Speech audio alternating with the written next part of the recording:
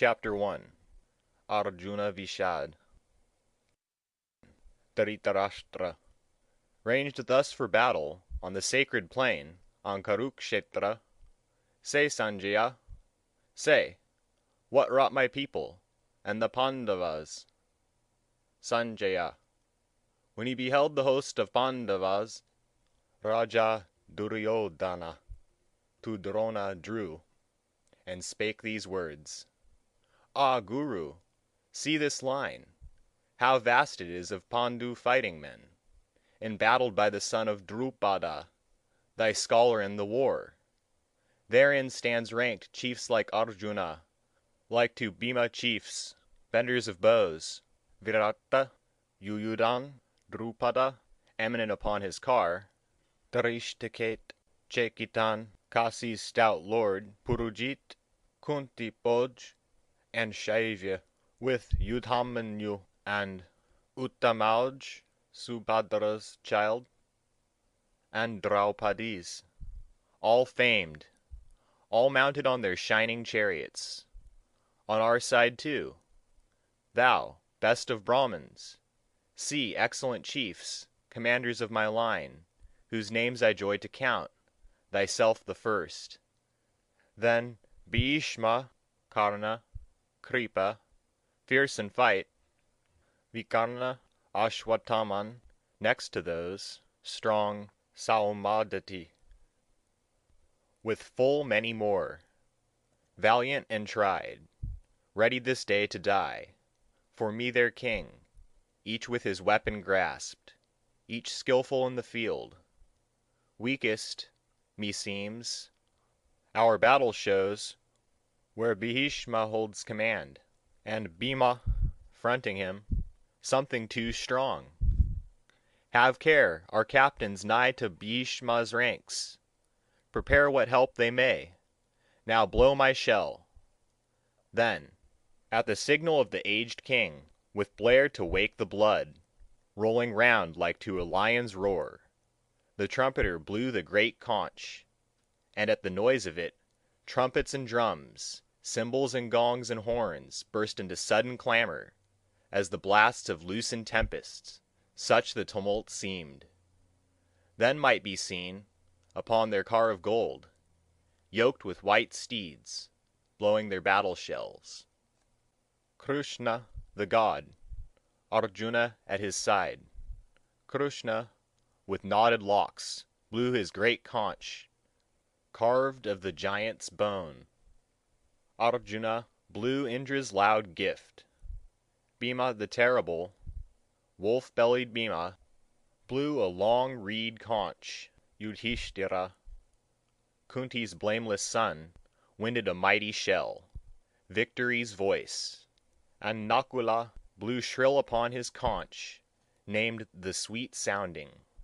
Sahadev on his, called gem-bedecked, and Kasi's prince on his, Sikandi on his car, Drishtadyam, Virata, Satyaki, the unsubdued, Drupada, with his sons, O Lord of earth. Long-armed, Subhadra's children, all blew loud, so that the clangor shook their foemen's hearts, with quaking earth and thundering heaven. Then 'twas, beholding Dhritarashtra's battle set, weapons unsheathing, bows drawn forth, the war instant to break, Arjuna, whose ensign badge was Hanuman the monkey, spake this thing to Krishna the divine, his charioteer: Drive, dauntless one, to yonder open ground betwixt the armies. I would see more nigh those who will fight with us, those we must slay to-day in war's arbitrament, for sure, on bloodshed all are bent who throng this plain, obeying Dhritarashtra's sinful son. Thus, but Arjuna prayed, O Bharata, between the hosts that heavenly charioteer drove the bright car, reining its milk-white steeds, where Bhishma led, and Drona, and their lords. See, spake he to Arjuna, where they stand, thy kindred of the Kurus. And the prince marked on each hand the kinsmen of his house, grandsires and sires, uncles and brothers and sons, cousins and son-in-law, and nephews, mixed with friends and honored elders, some this side, some that side ranged, and seeing those opposed, such kith grown enemies, Arjuna's heart melted with pity, while he uttered this: Krishna, as I behold, come here to shed their common blood, yon concourse of our kin, my members fail, my tongue dries in my mouth, a shudder thrills my body, and my hair bristles with horror. From my weak hand slips Gandiv, the goodly bow. A fever burns my skin to parching, hardly may I stand. The life within me seems to swim and faint. Nothing do I foresee save woe and wail. It is not good, O Keshav.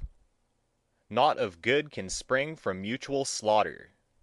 Lo, I hate triumph and domination, wealth and ease, thus sadly won. Aho! What victory can bring delight, Govinda? What rich spoils could profit? What rule recompense? What span of life itself seems sweet, bought with such blood? Seeing that these stand here, ready to die, for whose sake life was fair, and pleasure pleased, and power grew precious, grandsires, sires and sons, brothers and fathers-in-law, and sons-in-law, elders and friends, shall I deal death on these, even though they seek to slay us? Not one blow, O Madhusudana, will I strike to gain the rule of all three worlds, then how much less to seize an earthly kingdom? Killing these must breed but anguish, Krishna. If they be guilty, we shall grow guilty by their deaths. Their sins will light on us, if we shall slay those sons of Dhritarashtra and our kin. What peace could come of that, O Madhava? For if indeed, blinded by lust and wrath, these cannot see, or will not see, the sin of kingly lines o'erthrown, and kinsmen slain, how should not we, who see, shun such a crime? We who perceive the guilt and feel the shame. Oh, thou delight of men, Janardana!